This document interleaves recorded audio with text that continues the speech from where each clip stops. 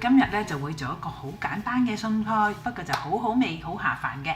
首先咧，我就大火熱鑊，個鑊咧就已經有2湯匙油㗎啦，呢度。咁我咧今日想做嘅就係橙蜜排骨。我呢度有150ml 嘅橙汁，就鮮榨橙汁嚟㗎。咁就係咧用咗2個細細啲嘅橙啦，就連埋啲橙肉㗎。譬如我揸完之後啲橙肉，我要擺翻落去，總共150ml。咁呢度咧就有500g 嘅排骨。今次咧我就比較切得細粒啲啦。排骨嘅大細咧就好影響個燜煮時間嘅。譬如你大嚿啲，咁你一陣間燜煮嘅時間要長啲。如果細粒啲，好似切到呢啲咁細細粒咧，一陣間燜煮嘅時間咧，即係冚住蓋燜佢咧10分鐘到就夠㗎啦。咁有時你想快啲，咪斬得細粒啲咯。咁呢個骨咧就我斬開嘅，就冇跟嗰個骨節㗎啦。因為如果跟骨節咧，佢就好大嚿，所以我就斬開佢算啦。嗱，咁我哋等緊個鑊熱啦，佢熱熱地啦。第一步咧就落蒜蓉，爆一爆啲排骨，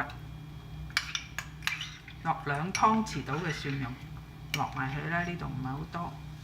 咁爆香咗咧，通常我做呢啲即係比較細嘅排骨咧，呢條狀排骨啦，斬開啦。咁我咧就一開始會用2湯匙嘅蒜蓉爆香佢先。就足大火爆咗佢5分鐘。如果你火力特別猛嘅，咁你唔想太燶咧，你就可以用中大火啦。好啦，大家睇到咧，佢燶燶地咯喎，5分鐘啦。咁我咧就要將個火轉去中火先，然後我哋加啲調味啦。我會加2湯匙嘅味淋，加啲酒落去啦。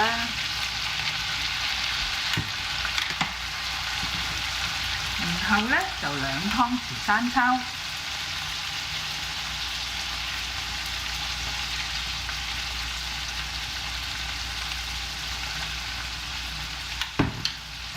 我就會加入咧就1湯匙嘅添丁甜醋。